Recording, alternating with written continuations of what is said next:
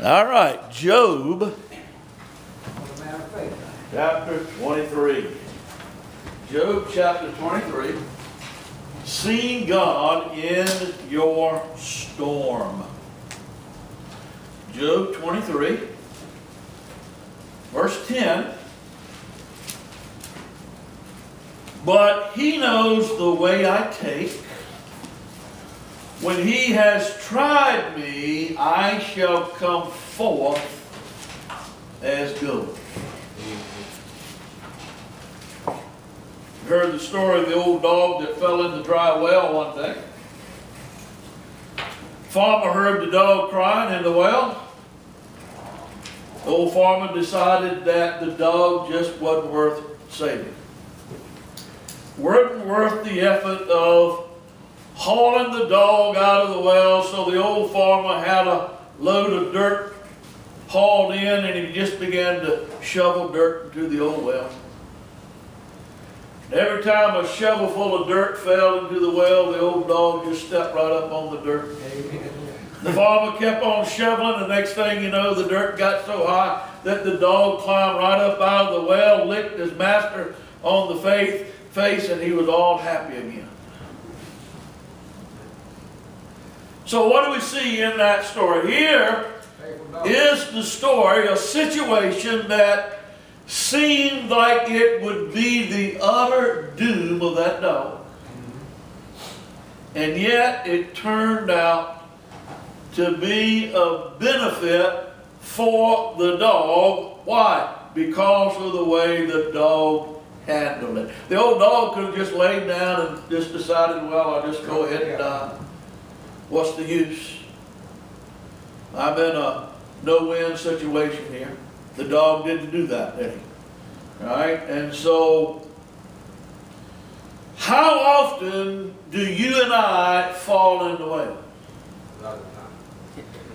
The question is, how do we handle that situation when we fall in the well? You know, there are a lot of people in the well this morning because there's a storm just went up through the state of North Carolina, went up through the state of Virginia, and a lot of people find themselves at the bottom of the well this morning.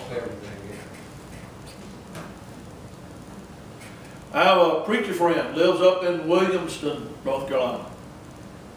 He was sweeping water out of his home yesterday morning at 4 a.m. And then early yesterday morning, his lights went out. 200,000. And last night, he still hadn't had his lights had been out for 15 hours. They're probably still out this morning. But he said, thank God we made it through. Amen. Thank God none of the family was harmed. They weren't able to have church this morning because the same property he lives on, the church is on. The church is full of water. His house is full of water. Didn't have any electricity. Okay?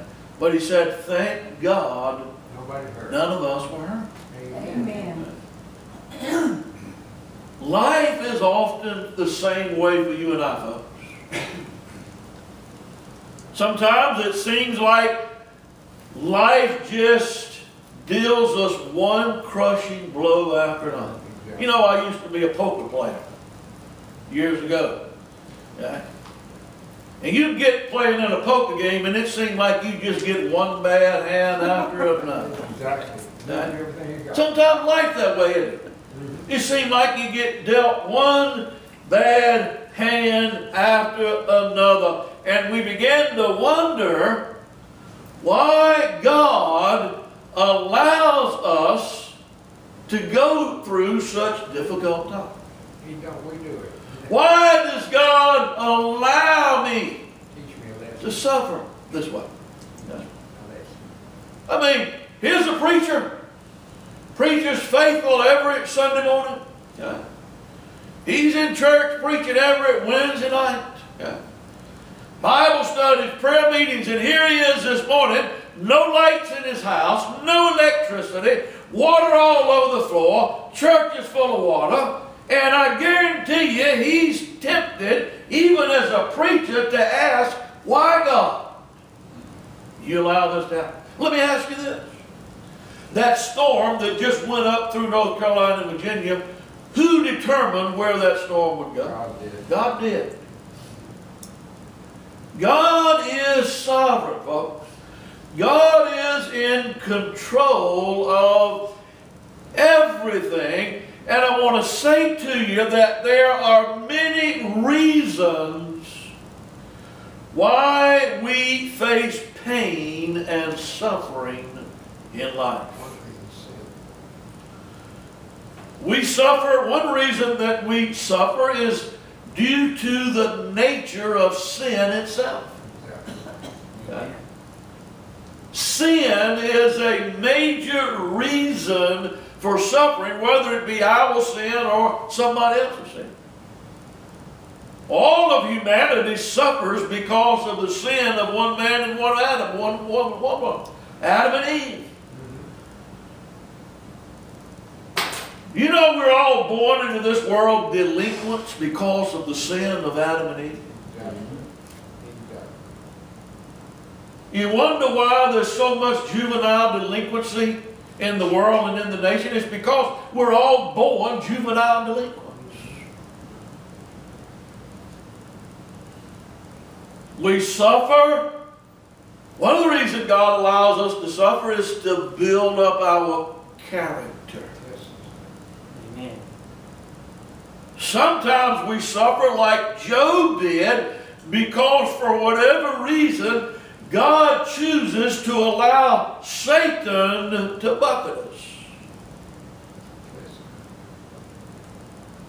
What I want you to see today is that God is by our side in the middle of whatever storm we're facing.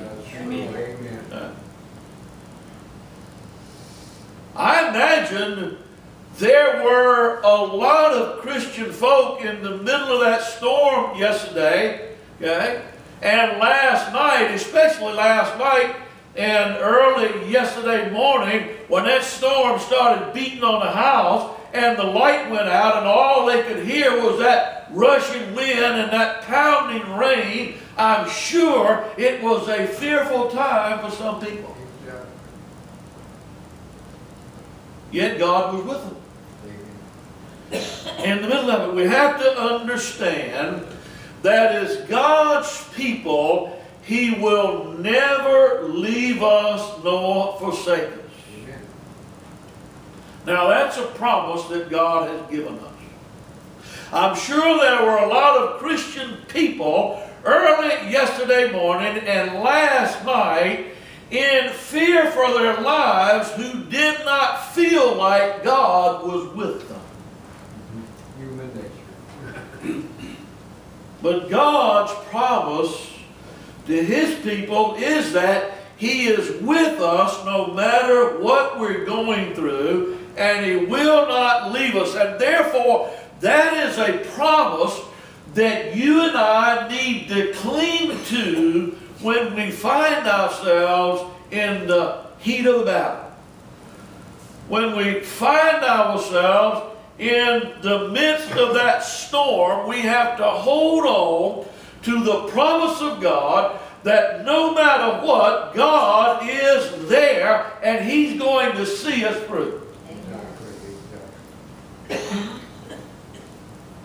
Always, even when you feel like He's abandoned you.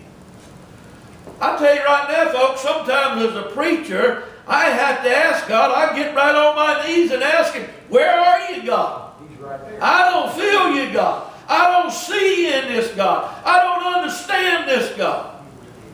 Okay? Human nature. But God says He's with me, no matter what. But what's the first thing that we normally do when trouble strikes? Forget that. We usually go into a panic, don't we? Forget it. Go into a panic. We ask God to fix it for us, and then we get busy trying to fix it ourselves. And it seems like sometimes the more we try to fix it, the worse it gets. we might ought to learn to let God Amen. fix it. What we want to do is we want to, too often we rely on our own power to fix the problem. We get impatient. We want to solve the problem ourselves.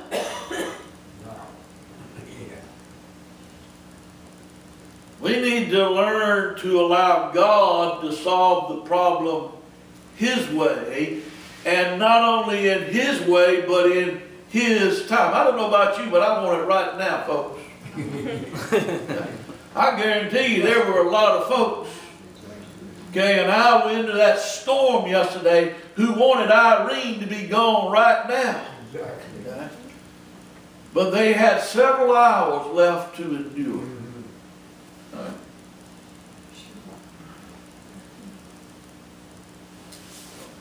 I wonder how often you and I get in God's way. I wonder how many times Mom and Dad get in God's way. How many times Grandma and Granddad get in God's way?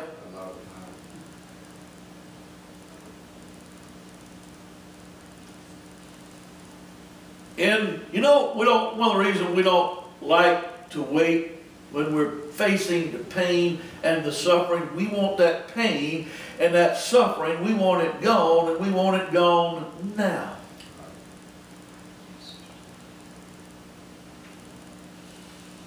What we end up doing is we end up focusing on that problem rather than focusing on our salvation. Rather than focusing on the solution, we get all focused on the problem. And then we start to have one of those pity parties. You know, as a 56-year-old man, I still get to have a pity party once in a while. Even as a preacher, I still know I have a pity party. I got to where God let me know that I'm having a pity party. Yeah? Yeah. Get to feeling sorry for ourselves. We get to having a pity party, and we get to wondering, what did we do to deserve this? Probably a lot of things. I wonder if Joseph ever had a pity party. Yeah. We get to feeling like God has walked away from us. We feel like God has abandoned us and just left us down here in this well. Well, if you have, you're not the first one's ever done it. Listen to what David said. David asked God one time, he said, "How long, O Lord? Will you forget me forever?" You ever felt that way? How long, Lord, are you going to hide your face from me? Then old Job got a little frustrated. Job said, "Oh, that I knew where I might find him, that I might come even to his seat." You see, even old righteous Job here, in the midst of all of his troubles, old Job here sitting in the bottom of that well got to feeling isolated. You ever feel isolated? Lonely place, isn't it? Job got to feeling isolated. He got to feeling far away from God. Got to feeling abandoned, and yet he understood, he believed, and he held on to the promise that God was still in control. Amen. That's what you and I have to do, folks. And by faith, Job said this, "But he knows